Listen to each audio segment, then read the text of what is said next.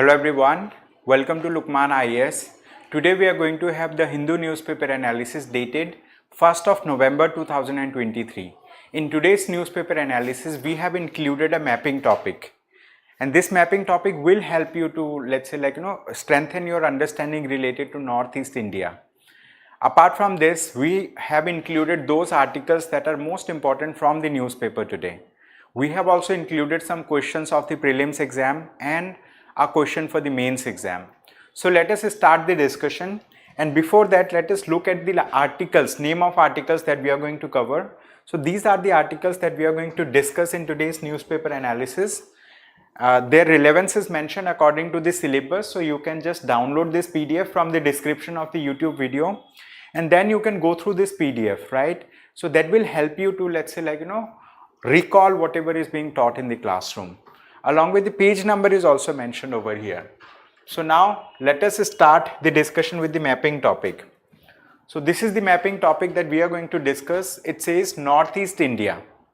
Why we are discussing Northeast India today? Because Northeast India has been in news for many reasons. One of the reason is recently, Mizoram is going through a election phase. Then we know the issue of violence in Manipur. And also today there was an article in the data section, right? So in the Hindu newspaper, page number 19. So this is known as generally data point. So in the data point, they have included, let's say, information related to Northeast India.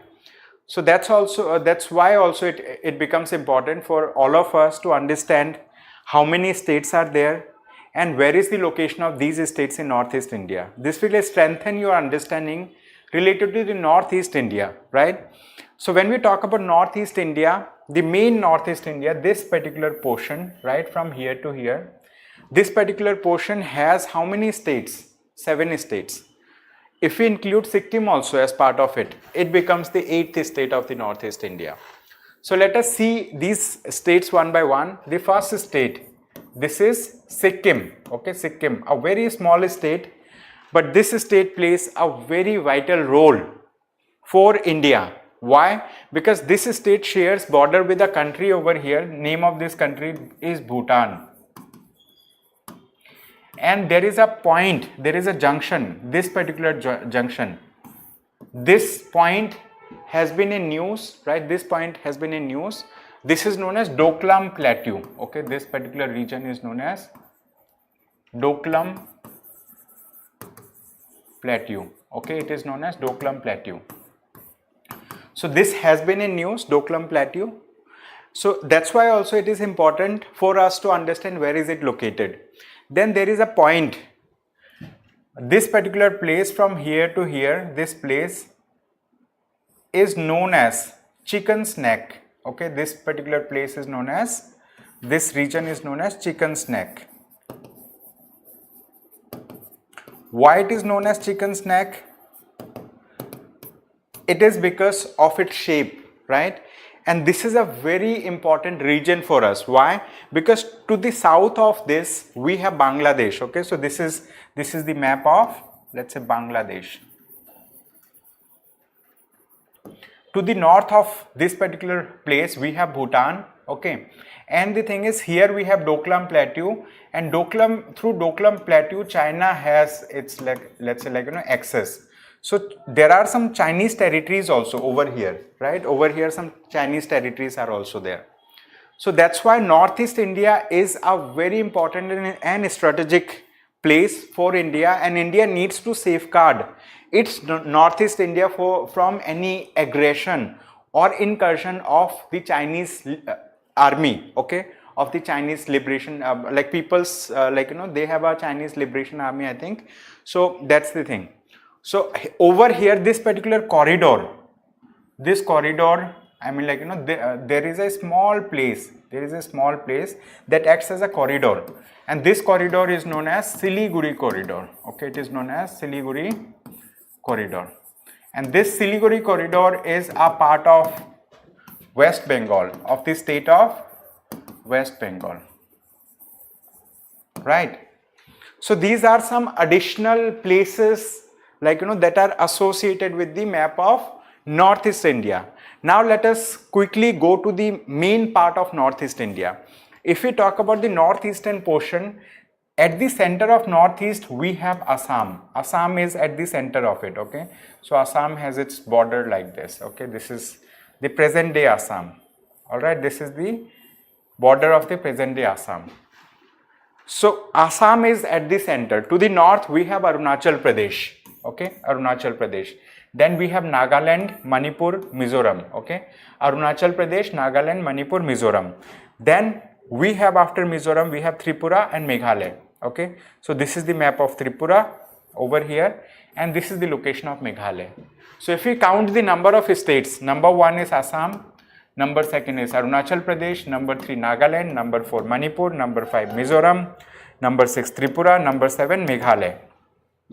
So these are the 7 states. They are also known as 7 sister states, right? They are known as 7 sister states. So they are very near to one another, and there have been time that all these states were part of Assam.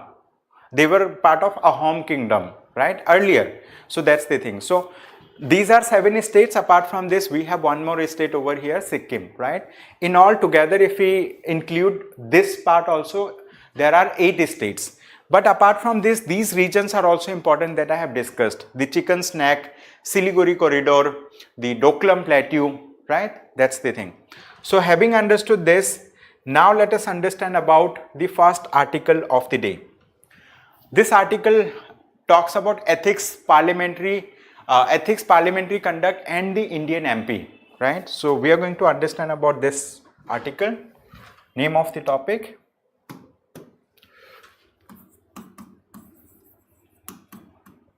ethics,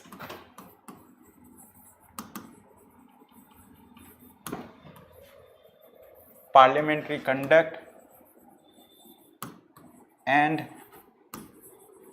the Indian MP, right? And the Indian MP.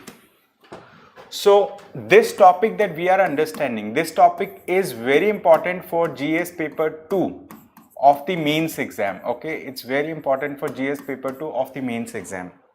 Apart from this, maybe this topic may be asked, it does have relevance for the prelims exam also, okay. It does have relevance for the prelims exam as well. So having understood this, now let us understand about what this article talks about. What is the context of this article? So why we are talking about the ethics committee, the parliamentary, let's say, conduct of MPs.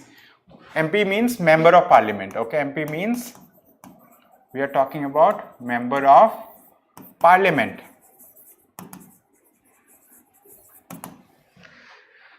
So the context is one MP, right? One MP, her name is Mahua Moitra, I think, right? This is her name, Mahua Moitra.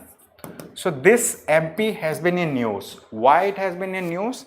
There are allegations against her. Allegations means something like, which is yet to be proved, which is not proved yet, okay. There are allegations against her. What are the allegations? Allegation is that, like, this person, allegation, right? Allegation is that this person has taken money, okay. She has taken money for asking questions in the parliament, okay, for asking questions in the parliament. So the thing is, can a sitting MP take money from a businessman to ask questions in the parliament? This is the question that we are going to ponder about.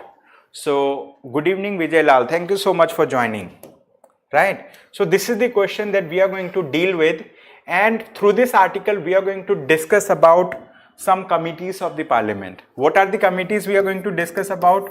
We are going to discuss about a committee which is known as ethics committee, okay, which is known as ethics committee. So what is the role of this ethics committee? So the thing is, like, these allegations have been put against her by a member of the house. That member has reported this particular thing to the speaker of the house, and the speaker has referred this matter to the ethics committee. But who forms the ethics committee? The ethics committee is formed, right? I mean, like, you know, is formed by the Speaker of the House. I mean, like, you know, ethics committee is part of the parliament, and this ethics committee looks into these allegations, okay? It looks into these allegations. But the thing is, like, what constitutes an unethical act is not mentioned anywhere, let's say, like, you know, as part of the documents of the ethics committee. It is decided from case to case basis, and the thing is, in the parliament they do have let's say, like, you know, members who form part of the ethics committee. This ethics committee conducts something which is known as parliamentary probe, okay? They conduct what? They conduct parliamentary probe. Parliamentary probe means what they do? They, in a sort, let's say, like, you know, conduct inquiry. They do some kind of investigation. They do investigation to check whether a person was ethically wrong, right, in his or her act while, let's say, like, you know, doing duty of the parliament. So the thing is, this particular matter is being looked into. But is it the first time that the ethics committee is looking such matter? No. There have been many other examples also. What are the examples? Like, if we talk about other example, this is, let's say, one of the example, I mean, like, you know, which is still an allegation.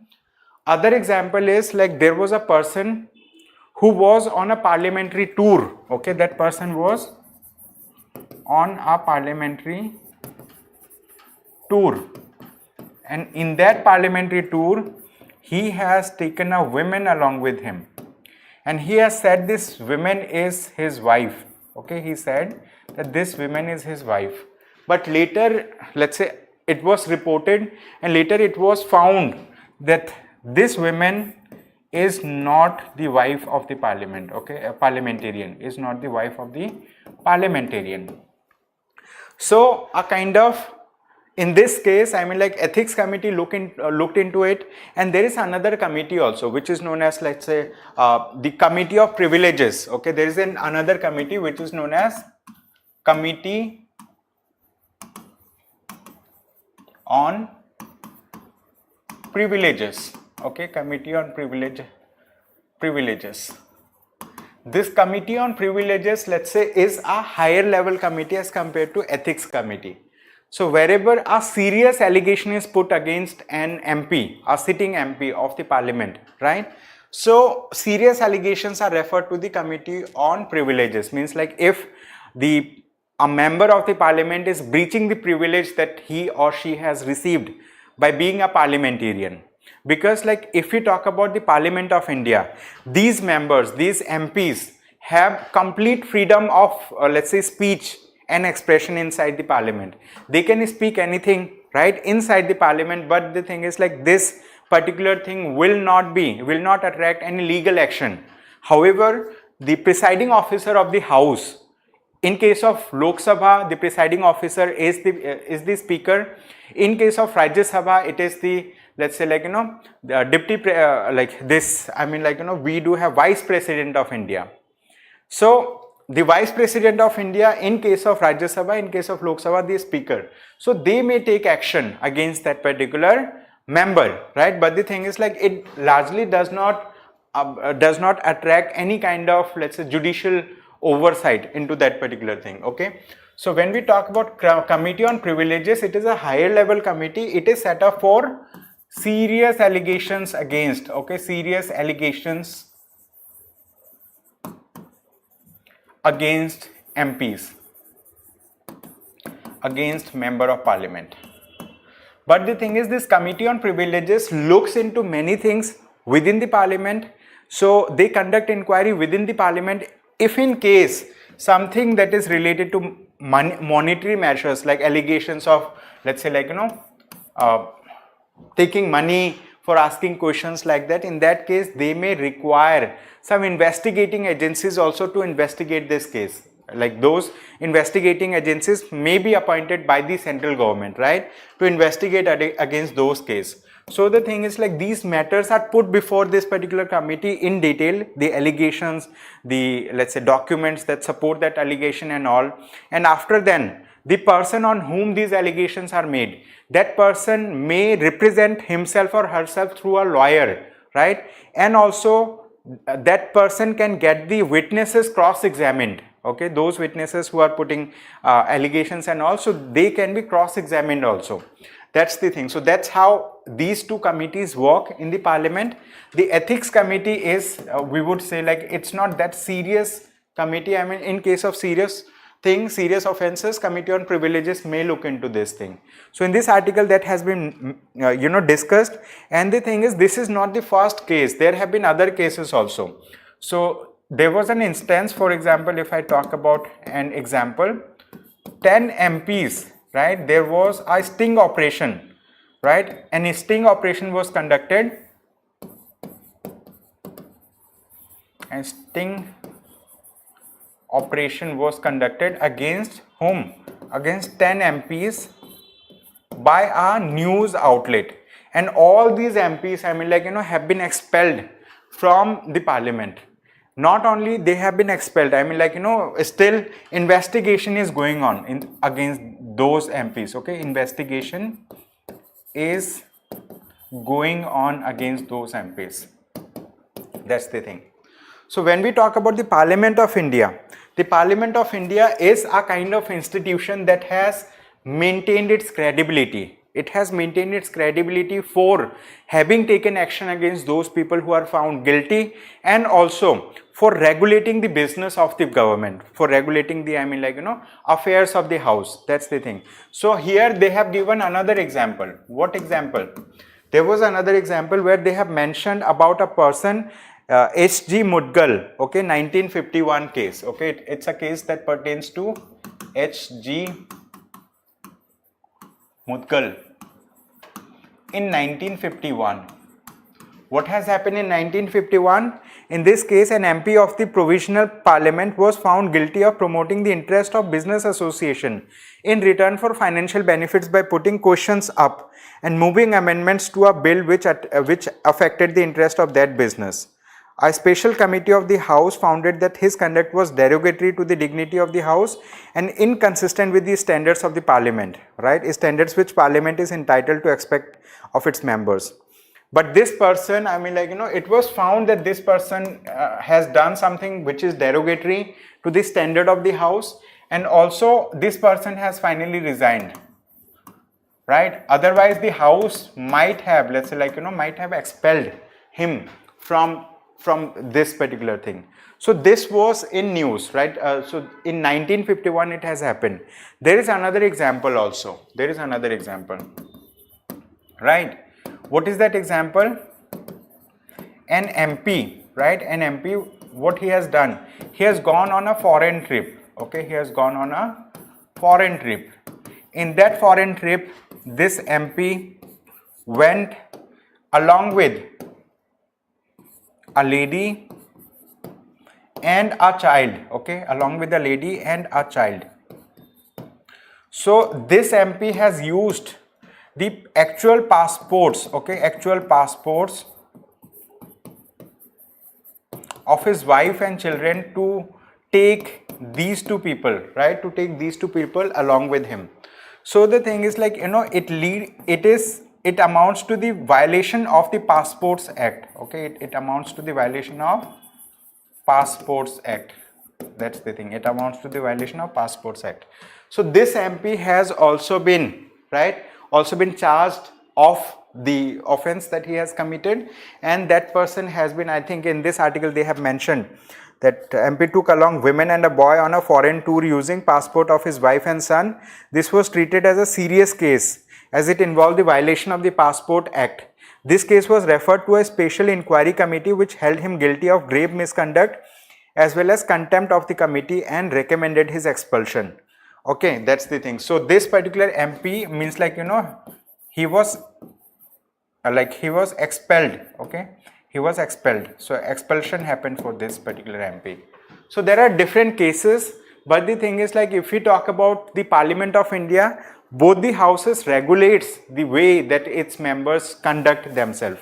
So the thing is, now question arises. What are the questions that arises? Question arises that, like, there are many MPs who are working in the Parliament, and not all the works that the MP is expected to do does himself. I mean, like, none of the MP does all the work themselves. They appoint some kind of assistants so that they can help the MPs. So, I mean, in some cases, I mean, like, to submit questions, to submit, let's say, questions in online portal, they need help of the assistants, and sometime these assistants are given the, let's say, login ID, right? Login ID, password, etc. by the MP. So, does it amount to breach of the privileges? No, it does not amount, because specifically it is nowhere written that the MP himself has to, let's say, put up all these questions there. Okay, so they can take the help. So, like, here it's a kind of gray area that arises. So in this article, the author says that a parliamentary probe against a member of the parliament is not as same as a judicial probe. Okay, in case of, now question arises, what is the difference between parliamentary probe, okay, parliamentary probe, and judicial probe, judicial probe, right? What is the difference between parliamentary probe and judicial probe? In case of parliamentary probe, the parliament itself inside, right, it conducts inquiry, it does investigation, and later on, let's say, like, it gathers the information related to any allegation. Then, let's say, cross-examination of the witnesses happen. Then finally, if a person is found guilty, then action may be taken by the parliament. In case of judicial probe, I mean, like, judiciary may direct any authority, means like may direct any investigating authority, any police agency to do certain things in a certain way. Okay, so judicial probe is more of a serious nature, right? And parliamentary probe means like house itself regulates itself, it regulates its members. That's the thing. So with this, let us move to another topic. Okay, we will discuss another topic. And before that, I have a question for you. After this discussion, you need to write an answer to this question. It says, explain the difference between Ethics Committee and Privilege Committee of the Parliament of India. Write answer to this question. After writing answer, you can share your answer with us at Jahidul at lukmaanias.com. Okay, at Jahidul at lukmaanias.com. That's the thing. Sir, can we say parliamentary probe as quasi-judicial function? Yes, right, we can say it that way. Yes, it is indeed a quasi-judicial function of the Parliament of India. Now we have another topic. It says Stocktaking Climate Finance, a case of circles in red ink. Okay, so this is important.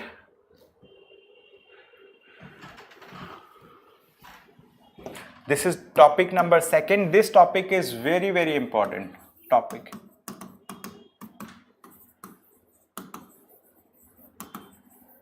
Stocktaking climate finance. Okay, stocktaking climate finance.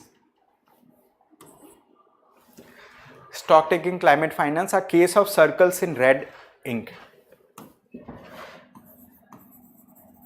A case of circles in red ink. Now let's understand like how this topic is related to your syllabus. Basically, in this article, we are going to discuss about some of the things that are related to environment and ecology. So this topic is important under GS paper 3. It's important under environment and ecology. Okay, it's important under environment and ecology. So this is important to understand, right? In this article, I'm going to discuss about many, let's say, like, many institutions related to climate finance, related to environment and ecology. Those institutions are important. I'm going to discuss about a report. That report is also important. I'm going to discuss about, let's say, United Nations Framework Convention on Climate Change, which is also important, right? So there are many things that we are going to discuss. So it is important not only for the mains exam, but it is also important for the prelims exam, right? It is important for the prelims exam as well. So the thing is, we might be knowing that, like, there is a body which is known as United Nations Framework Convention on Climate Change, okay, UNFCCC. This is the, let's say, like, short name of the body, UNFCCC. This UNFCCC has come up with a report which is known as Climate Change 2023. I'm going to write down the name of the report, Climate Change 2023. This is the name of the report, Climate Change 2023 synthesis report, okay.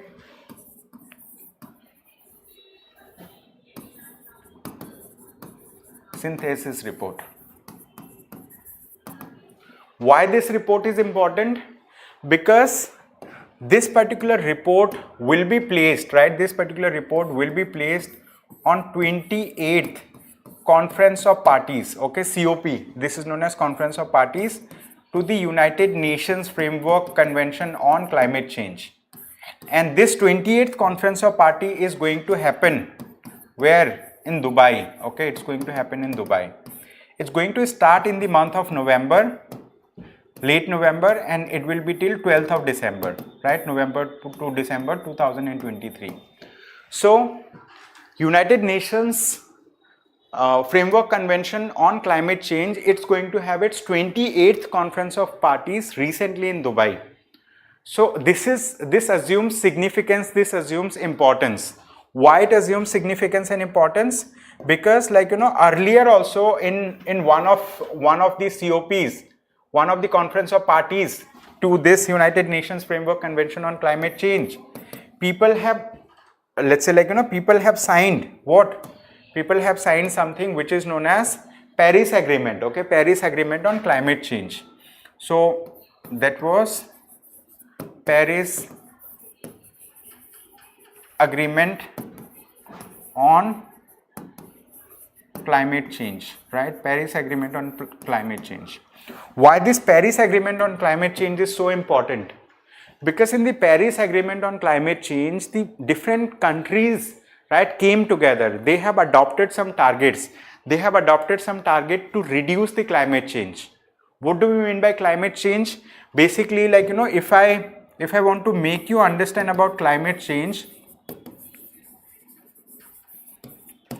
for that you need to understand what do we mean by global warming. Climate change, when we talk about climate change, we are necessarily referring to a situation of global warming. Global warming happens because of release of certain kind of gases. What gases?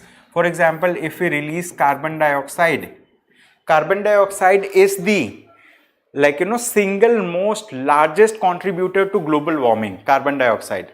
Apart from this, there are many other contributors also. For example, if I talk about CFCs, chlorofluorocarbons, there are, let's say, HFCs, okay, HFCs, hydrofluorocarbons, like that. So there are many such gases that have the potential of increasing the global warming, and carbon dioxide is emitted, on a large scale by the human beings through their activity. And the, let's say, constituent or amount of carbon dioxide in the atmosphere is increasing. It is ever increasing, right? It is ever increasing. Now, what was the target of the Paris Agreement, right? If we talk about targets, right, targets of the Paris Agreement, the targets that we have adopted, right, the entire world has adopted. Along with that, India has also adopted. The target was, let's say, target was not letting, right, not letting global warming, not letting this global warming to go beyond, okay, not letting the global warming to go beyond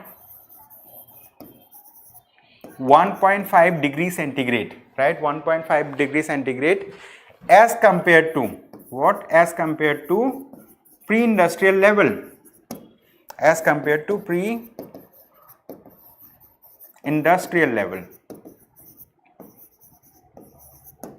And as far as practicable, if in case this target is breached, right, if in case this target is breached, so Paris Agreement had another target that we will not let the global warming go beyond 2 degrees centigrade by the end of, right, by the end of what, 2100, okay, by the end of 2100. That these were the targets of Paris Agreement. As part of the Paris Agreement, right, many countries, I mean, like, there was something which is known as intended nationally determined contributions, INDCs, right, intended nationally determined contributions. So these are those targets that every country, let's say like, declares beforehand that, like, under intended nationally determined contributions, we are going to do these things so that, like, we can work towards mitigating the climate change, towards, let's say, like, doing our best so that, like, we can reduce the climate change. So India also has, let's say, like, has been adopting the intended nationally determined contributions. India has been adopting intended nationally determined contributions for long. Alright, so we have adopted this and we have started taking, right, we have started taking since this Paris Agreement. This Paris Agreement happened when? In the year of 2015. This happened in 2015, and since then, let's say, we have been releasing intended nationally determined contributions. Under this, there used to be 8 different targets. So we wanted to adopt, what we wanted to adopt? We wanted to adopt, let's say, renewable sources of energy. We wanted to move towards renewable sources of energy. Renewable sources of energy. We wanted to phase out, right, fossil fuel based energy sources, right? We wanted to phase out fossil fuel based energy sources. Fossil fuel based energy sources. So these are the things that, like, we started doing, India started doing, but these intended nationally determined contributions, I mean, like, India has done so many things as part of it. What India has, let's say, like, done so far, if I talk about, India has formed an international solar alliance. So International Solar Alliance was initiated by India and France together. Under this International Solar Alliance, let's say, if we talk about this globe, this is 0 degree centigrade, 0 degree, which is known as equator. There are many countries that fall between the Tropic of Cancer and Tropic of Capricorn, 23.5 degree and this 23.5 degree south. This is north. This is globe, map of globe, and the thing is, like, this particular line is known as Tropic of Cancer. This is Tropic of Cancer, and this line is Tropic of Capricorn. Tropic of Capricorn. So what happens? The sunlight falls directly, right? Sunlight falls directly on all those countries that fall between the Tropic of Cancer and Tropic of Capricorn. Beyond this, the sunlight falls slanted. So the thing is, those countries that lie between these tropics, they are the ones who receive sunlight and they can go for harnessing solar energy. They can go for harnessing solar energy. India has also, let's say, like, adopted many other things also. For example, we have moved one sun, one world, one grid initiative, right? So we have, let's say, like, gone to do many changes in many areas. But the thing is, like, this is not enough. If we talk about, like, developed countries versus developing countries, right? There is a debate related to developed versus developing countries, developed versus developing countries,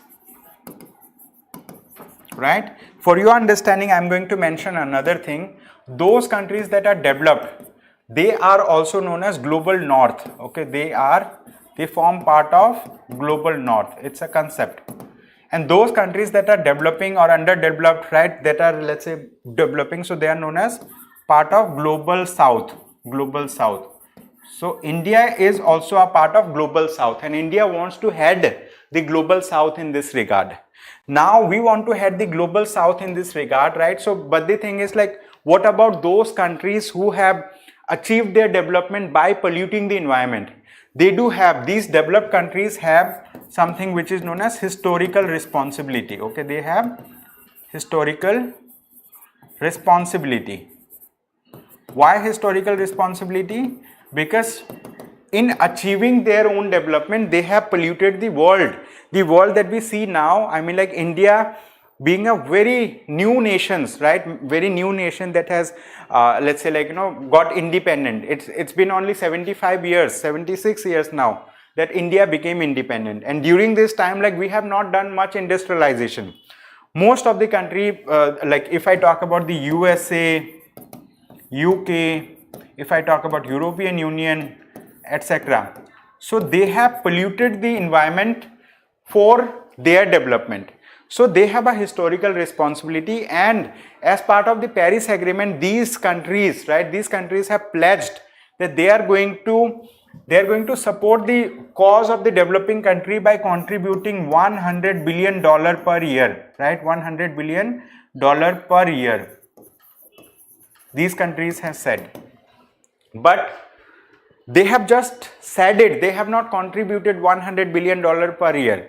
And it is estimated that, like, you know, developing country like India, right, if we talk about India is a developing country. If it wants to adopt all the changes so that, like, you know, we can mitigate the climate change, if we move to fossil fuel based things, if we move to other alternative sources of energy, it's going to take about 300 some billion dollars. I mean, like, it's going to take like huge amount of money, right? 300 or 800 billion dollars in all, more than 300 we can say. Okay, India itself needs more than 380 billion dollar, right, 80 billion dollar to move towards, let's say, like, you know, towards that direction. So how is it going to be possible? So the thing is, in this article they have talked about stocktaking climate finance. What the name of the article was? Stocktaking, right? Stocktaking climate finance. What do we mean by the keyword stocktaking, right? What do we mean by this keyword stocktaking? Stocktaking means accounting. Stocktaking means accounting, means, like, you know, taking, keeping a record of climate finance. So the thing is, climate finance means these developed countries should finance the developing countries. These developed countries should provide money to these developing countries so that they can achieve, right, they can achieve lesser global warming by, let's say, mitigating the climate risk, right, that is associated. So in this article they have said that although these developed countries have achieved targets for themselves, right, developed countries have achieved targets for themselves of development, but they have polluted the world, the environment that is there, right? If we talk about the earth, okay, let me draw the earth. This is the earth. So on the top of earth we have, let's say, like, you know, different layers of air. We do have the atmosphere. This atmosphere is already polluted. This atmosphere is already polluted. And atmosphere is a global common. What do we mean by this? What do we mean by the keyword global common?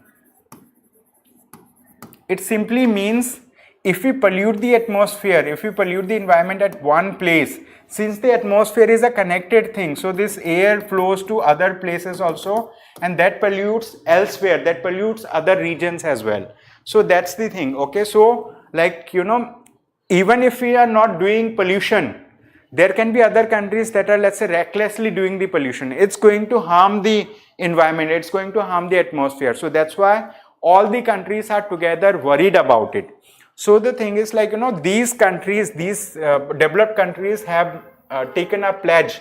They have taken a pledge of supporting the developing countries, and for that they have created some kind of funding mechanism. One of the funding mechanism is known as Global Environment Facility. Okay, its name is Global Environment Facility. This article is very, very good. Okay, you need to learn in detail about this topic so that if a question comes in the mains exam, you should be able to answer. Okay, that's why I'm going into little deeper. So it says the Global Environment Facility. What? Global Environment Facility. Global Environment Facility. In short, it is known as GEF.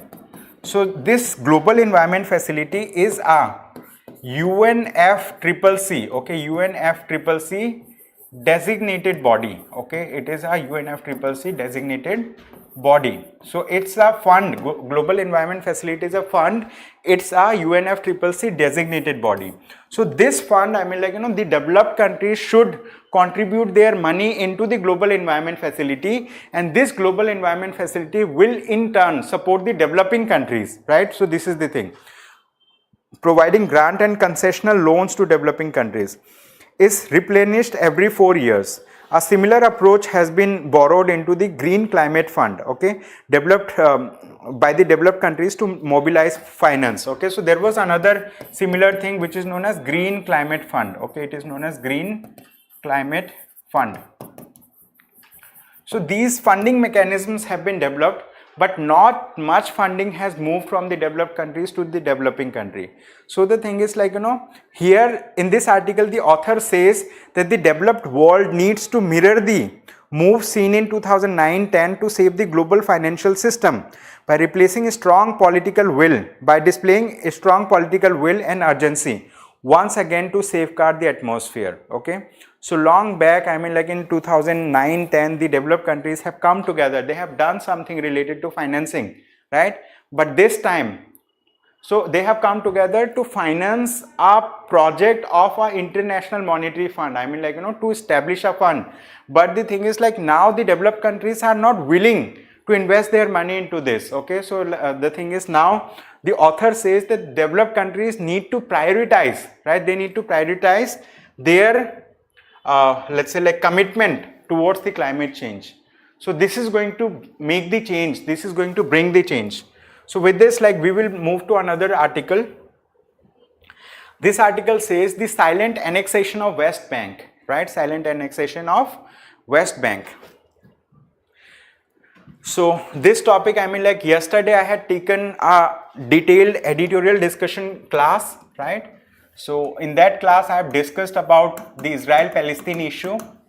That class has been made live on YouTube. I mean, like, it is uploaded on YouTube. You can watch that lecture to understand in detail related to Israel-Palestine conflict. So we have done an analysis on that topic. However, I'm going to be little quick, right, little brief to make you understand this topic. It says the silent annexation of the West Bank. The silent annexation of the West Bank. The silent annexation of the West Bank. So we are going to understand about this topic in detail. Now let us understand about this. So in this article, the author has referred to some important things. What are those important things? We are going to discuss now, okay. So for this, let me draw the map of Israel.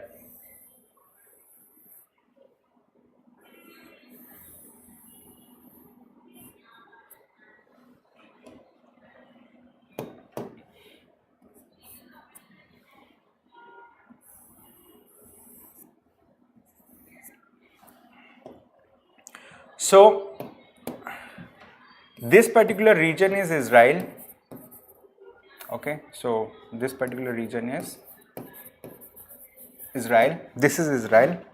And if I talk about other regions like, for example, this is Gaza Strip. This is Gaza Strip. This particular region is West Bank. This is West Bank. And this particular region is known as Golan Heights, okay. It is known as Golan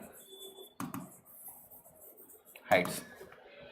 Now in this article, the author is referring to silent annexation of the West Bank. So when we talk about West Bank, we are referring to this particular region, okay, this particular region, the shaded region, right.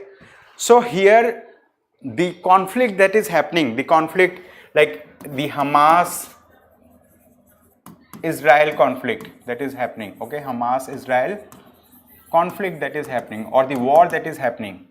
So Hamas is located in the Gaza Strip. Hamas is not located in the West Bank. What is located in West Bank? In West Bank we have Palestinian, like we have Palestine Liberation Organization over here, right? We have Palestine Liberation Organization. In short, it is known as PLO. And in the West Bank, we have another region, another, let's say, authority, which is known as Palestinian Authority. Okay, Palestinian Authority.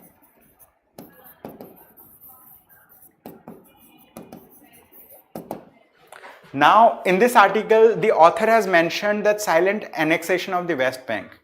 What do we mean by this keyword annexation, right? It is also important for us because many of you may not have some background related to international relations. So that's why I'm going to make you clear about what do we mean by the keyword annexation, right? What do we mean by keyword annexation? Annexation means occupying a territory, right? Occupying a territory by using force,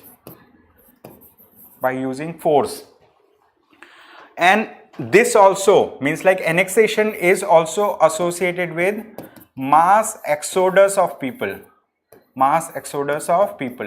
Exodus means those people who earlier used to reside in this territory, these people will be made to, let's say, fly away, run away from this particular territory. So annexation means forceful occupation. Forcefully you're displacing the people who are already there, and then you are taking control of the region. Okay, So this is the meaning of annexation. So having understood the meaning of annexation, now let us quickly go and understand about this article. So in this article, the author has talked about something which is known as genocide. What? Author has talked about a keyword which is known as genocide. What? Genocide. What do we mean by genocide? Genocide means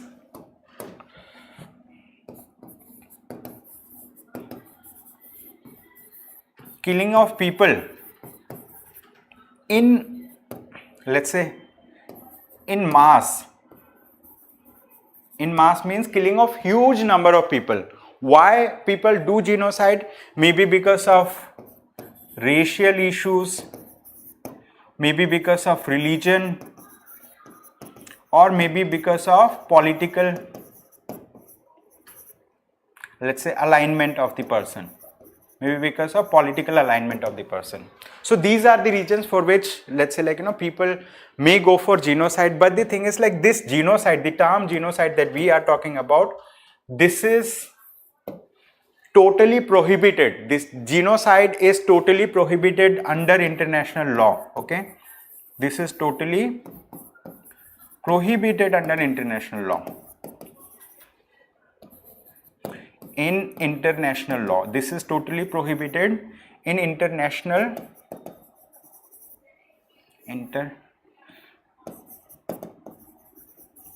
law. And this genocide is considered to be a just cogence norm. I mean, it is just cogence norm. What do we mean by just cogence? Means genocide is totally prohibited. For this, we do have a genocide convention as well. What we have? We have a convention which is known as Genocide Convention. Genocide Convention 1948. We do have a genocide convention. This is known as Genocide Convention 1948. This has been, let's say, signed by many countries of the world. It is an international law. It is part of customary international law. And genocide is totally prohibited. It's a just cogence norm. So in this article, the author has given her own account, about, she was in Gaza Strip, she was in, let's say, Palestinian Authority, she was in, let's say, regions where Palestinian Authority resides. So she talked about some of her account. But what is important for us to understand in this article? the thing is like here we need to understand that this West Bank over here, in the West Bank there are people who are Palestinian people, and the thing is Israeli people have settled their own person, Jewish people also in West Bank. And the thing is Israeli defense forces, right, they have, let's say, captured many territories over there. They have made Jewish people make their settlements in the West Bank. So the thing is the West Bank area is also silently being annexed. It is silently being occupied. It is silently being taken control of by Israel. Okay, by Israel. This is, let's say, other region, the entire other region is of Israel. That's the thing. So this is the article. I mean, like, in detail I have discussed about this topic yesterday. So like we have uploaded a video, so you can go through that video. That is their analysis of the Israel-Palestine conflict. So having understood this topic, now let us quickly see. So author says, as Palestine in Gaza face genocide, as Palestinians in Gaza face genocide, the silent annexation of the West Bank receives less attention. Okay, means like the Gaza Strip is receiving much attention because here people are facing genocide. But the West Bank, I mean, like, it is receiving less attention. But like, silent annexation is happening in that territory, right? So with this, we have another article. This article is short. So this is known as data points. So they have given certain data to make a point. And in this article, they have talked about a report as well. So I'll be little quick in making you understand that report. Okay, so name of the topic that we are discussing now. This topic is known as staff shortage, financial dependency plague, local governance. Staff shortage, financial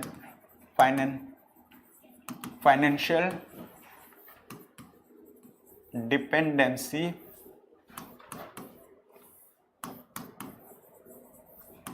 plague, local governance. So if I talk about this topic, why this topic is important, this is important under GS paper 2 of the mains exam, right? It is important under Indian polity. It is also important under governance. Okay, it is important under governance. Why it is important under governance?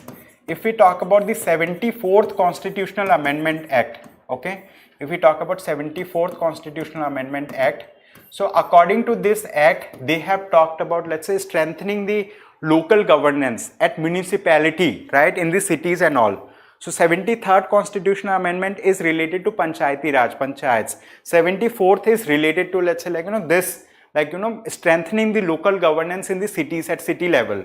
Right, so that's the thing. So this constitutional amendment has been done constitutionally. Local governance, right? Local governance has been given importance. Local governance has been given importance. That's the thing.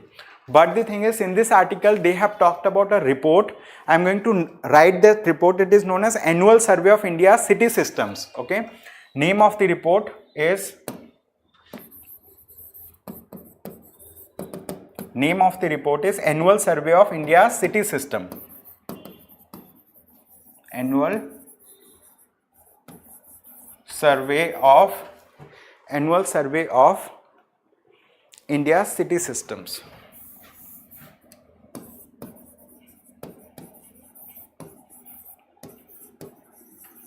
Survey of India's City System. So in short, it is known as ASICS 2023.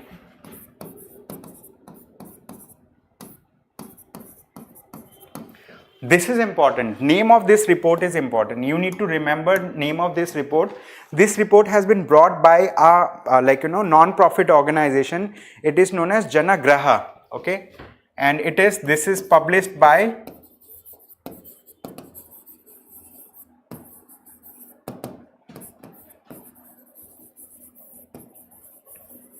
Janagraha. Okay, this is a not-for-profit organization. It is an NGO. So this NGO has done some analysis. It has done some analysis of what? How the cities are doing when it comes to local self-government, when it comes to, let's say, like, financial matters, how do they manage their finances? Do they have the authority of taxing, or do they not have the authority of taxing? So these are the things that are mentioned, right, in this article. They have talked about some of the states. For example, they have talked about the state of Assam.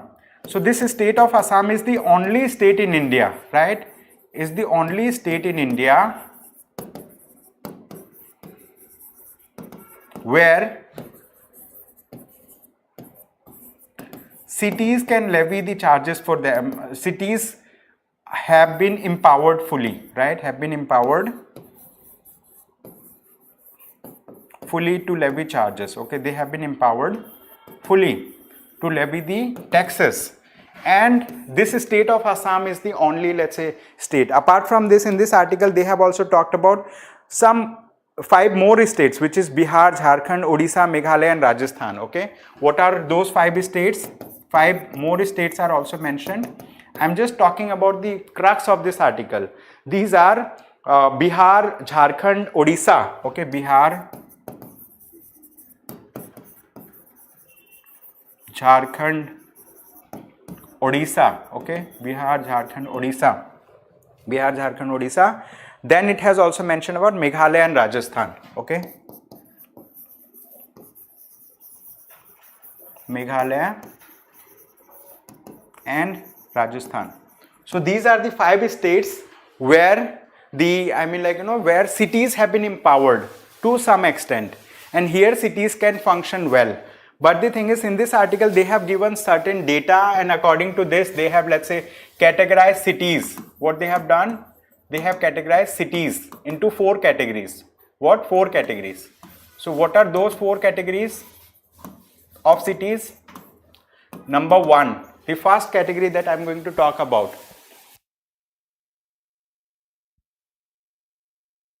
So first category that I'm going to talk about is mega cities. Okay, first category is mega cities. They have mentioned in this article. Then they have talked about large cities. Large cities. Then they have talked about, let's say, medium-sized cities. Medium-sized cities. And then they have talked about small cities. Small cities. So these are the classifications that were done under this particular report. Okay, they have classified the cities under this category. And if we talk about mega cities, these are those cities that have more than 4 million population. So they have greater than 4 million population. Okay, greater than or equal to 4 million population. 4 million means 40 lakh population. And then this large cities have 1 to 4 million population. 1 to 4 million population. And if I talk about medium cities, these are those cities that have 0.5 to 1 million population, and small cities that have, let's say, less than 0.5 million population, less than 0.5 million population. So they have categorized these cities, and they have done survey, and according to that survey they have checked that most of these cities do not have the autonomy of controlling the staff. They cannot appoint a staff, they cannot remove a staff properly. They do not have full control over the staff, and that's why they are not able to function well. These cities are also not empowered well so that they can levy taxes, right? That's also another criteria. And if you talk about mayors, right, mayors who work at the city level, in case of mega cities, the mayors do not complete generally the 5-year tenure. 5-year tenures are completed by the mayors in generally small cities, not in big cities. So there are many such problems that these cities are facing, and this report that we have talked about, Annual Survey of India's City System, this report mentions about this, and in this article they have given these, let's say, data points. So in your free time you can go through these, let's say, data point. You can download this PDF, and that will help you to understand little more on this article. So this is, let's say, urban local governance. Okay, so that's an important topic. Now this is another topic. It says the stance of Maldives President-elect on India. So as we know, Maldives is so let's quickly understand about Maldives, right? So if we draw the map of India, This is the southern portion of India, and over here, right over here, there is an island nation. Okay, over here there is an island nation, and this island nation is known as what? It is known as Maldives. Okay, it is known as Maldives. In Maldives, recently there was an election was conducted, and one person has been elected. He was elected as president of Maldives, but the thing is, he did not assume charge. He has not yet joined the office, and this person, like in his election campaign, what he has said, he has done an election campaign where he wanted to oust India. He wanted to, let's say, send back, okay, send back whom? Indian soldiers from Maldives. Okay, send back Indian soldiers from Maldives. But the question arises, how many Indian soldiers are posted in Maldives? It is a very small number, only 75, right? Soldiers are there in Maldives. Only 75 Indian army personnel are in Maldives, and these people have been stationed in Maldives for taking care of the aircraft that India has gifted to Maldives, and also for taking care of helicopters that have been gifted to Maldives. So like India does not have any kind of army deployment as such in Maldives, but the thing is, presidential election keeps on happening. One particular party, they support China, they are pro-Chinese, other party is pro-Indian, and this particular person who came, so he made an election promise that we don't want any interference of any foreign nation, be it India or China. So this new president-elect, right, this new president-elect in Maldives, what he has said, he said like he wanted to oust India. But the thing is, if we talk about what is the role of Maldives in India, so Maldives is a country in the Indian Ocean region, where it is a country in the Indian Ocean region. And the thing is, like, India wants to maintain proper security. So India as a country, right, it does have its interest into Indian Ocean region, and we want to maintain that, the security in Indian Ocean region remains intact. And recently there was a Colombo conclave, right? There was a Colombo, let's say, conclave that has happened. In that Colombo conclave also, right, so the thing is, in the past 4 years, India has emerged as the Maldives' main security and economic partner. India has also, let's say, supported Maldives in economic wise also, security wise also. And Colombo Security Conclave was recently conducted, right? Colombo Security Conclave was recently conducted, and in that Colombo Security Conclave, one of our persons, National Security Advisor of India, right? So Ajit Doval, he has talked about that, we wanted to safeguard the Indian Ocean region from any foreign incursion, and India does not want any presence of Chinese in the Maldivian thing. And Maldives, its economy is deeply dependent on tourism. So there are many countries, from where people visit Maldives, like many Indian people visit Maldives. So tourism is one of the most important thing when it comes to economy of Maldives. Okay, so Maldivian people are dependent, right, on India, right, for its economic stability as well. Okay, so in this article they have talked about it. It is not important for us to discuss about Moizu, President Yamin. Name of the presidents are not that important. Okay, then we have another topic. This is a very important short topic. It says National Medical Council, NMC stands for National Medical Council, to launch One Nation, One Registration platform. Okay, National Medical Council is going to launch One Nation, One Registration platform for unified info on doctors. So the thing is, this One Nation, One Registration platform will be launched by the National Medical Council, so that these doctors who are registered practitioners in India, their information can be displayed over there. Every citizen can know about them, and at the same time, if a doctor wants to register himself, he can simply register on this platform as an individual doctor. They do not, let's say, register at multiple places. Okay, so they have started a pilot work on National Medical Register. Okay, it is known as National Medical Register. National Medical Register. Why it is important? Why National Medical Register is important? Because it will streamline the registration of medical professionals. They just need to register only at one place. It is, let's say, a walk towards, let's say, making the system transparent, making the system of healthcare professionals, their registration transparent. It is a step towards good governance, I would say. Okay, it is related to good governance and all. So, like, you know, so National Medical Council, it is an apex body, right, related to that, regulates the doctors, their IDs, etc. I mean, like, this is the thing.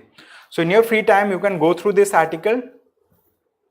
Then we have another topic. It says Gaza now a graveyard for thousands of children, UN. So there is a body of the United Nations organization. This is known as UNICEF. UNICEF stands for United Nations International Children's Emergency Fund. Okay, so this is a fund that had been created by the United Nations system, and the thing is, this is also an organization. So they look for the welfare of children across the world. So this organization is deeply disturbed by the humanitarian crisis that has unfolded in the Gaza Strip. I have recently showcased where is Gaza Strip located. Okay, I have recently showcased. This is Gaza Strip, right? So this UNICEF, right, here in this article, they have mentioned about this body which is known as what? UNICEF, okay, United Nations International Children's Emergency Fund. UNICEF said that this Gaza Strip has become a graveyard for children. More than 8,500 people have died, and about 40% of them are children only. So like huge number of children have been killed, and that's why the United Nations International Children's Emergency Fund is deeply disturbed about it. Okay, so that's the thing. So in this article, they have said Gaza has become a graveyard for thousands of children. It's a living hell for everyone else also. Okay, this is the thing. Now we have a question. This question says Israel is bordered by. It's a question related to map of Israel. Okay, recently, like, let's say we have drawn the map of Israel. However, in this article, I did not mention about those countries, right, that share border with Israel. So here we have, let's say, Egypt, we have Lebanon on the top, we have Syria, and we have Jordan, right? So these are the countries that border. So we are going to solve this question. It says Israel is bordered by Syria, Lebanon, Jordan, and Egypt. This statement is right. Okay, I'll show a map also. Second, Israel has a variety of mineral resources such as potash, copper, ore. I mean, like, you know, on one side it has talked about mapping based thing, other is mineral resources that are found in Israel. So both these statements are correct. Correct statement is option C. Let us quickly see the map of Israel. Okay, so this is the map of Israel that we see. Okay, this is the map of Israel. To the left of it we have Egypt. Okay, Egypt is a country. Over here to the southeast we have Jordan. Then over here we have Syria, third country. To the north we have Lebanon. So these four countries, what they do? They border Israel. Then this West Bank also borders Israel. West Bank is not a territory of Israel. It's not a territory of what? Israel. It's a territory of Palestinian Authority. Okay. So West Bank is in news, right? We have discussed about annexation of West Bank, and then this is Gaza Strip. Okay. So if we talk about independent nations, how many countries border? Egypt, Jordan, Syria, Lebanon. Apart from this, West Bank also has border with Israel. Gaza Strip has border with Israel. That's the thing. And in this article, they have talked about these countries only, right? In this topic, like Syria, Lebanon, Jordan, and Egypt. That's the thing. Okay. So having understood this, now let us quickly move to another topic. This is a short topic. We are going to be quick on this. It says Supreme Court flags possibility of electoral bonds being used to trade favors. Okay. So as we know, electoral bonds are bonds, right? These are, let's say, bonds for making donations to political parties. Government of India has come up with a scheme in 2018 to enable electoral bonds, and those people who want to donate to political parties, their information, their, let's say, personal identity will not be disclosed in the in the public. So it has opaque mechanism of doing political funding. So that's why people have reached the Supreme Court of India to file cases against it related to opaque political funding, and the Supreme Court of India is hearing a matter. In this article, Supreme Court of India has talked about that there are different ways. For example, there is a person who wants to donate to a political party. He will directly not donate. He will get it donated through a second party. Actually, like, the fund will go to the political party, and this will be a quid pro quo case. It will be a kind of quid pro quo case. Means, like, political party may have earlier supported that business or that person, or maybe, like, it may support that business or person in the times to come. That's the thing. Okay, so this is the thing. So with this, let us solve another question. It says registered political parties that have secured not less than 1% of the votes polled in the last Lok Sabha or legislative assembly elections are eligible to receive funding through electoral bonds. This is right. Electoral bonds can be issued up to 1 crore from the specified branches. Okay, means like 1 crore denomination from specified branches. Both these statements are correct. So correct answer is option C in this article, in this question. So you can go through this explanation in your free time, right? You can download this also. This article says October rainfall in southern India 6th lowest. So recently the Indian Meteorological Department, this is known as IMD, Indian Meteorological Department, it has come up with a report that said that the rainfall that has happened in the month of October, it is the 6th lowest since 1901. Okay, this is because of few factors that have worked together. One factor is El Nino. So El Nino happens, El Nino southern oscillation happens because of, let's say, like, some sea surface temperature changes in the Pacific Ocean, right, into the equatorial Pacific Ocean. Because of El Nino, right, because of El Nino, India sees less rainfall. Okay, India sees less rainfall, right? We have less rainfall in India, and El Nino happens on a period from 2 years to 7 years. That's the thing. Apart from this, we also have something which is known as Indian Ocean Dipole, right? Another factor that played is Indian Ocean Dipole. So Indian Ocean Dipole, in short it is known as IOD. This Indian Ocean Dipole has two phases. One of the phase is known as positive phase of Indian Ocean Dipole. Other phase is known as negative phase of Indian Ocean Dipole.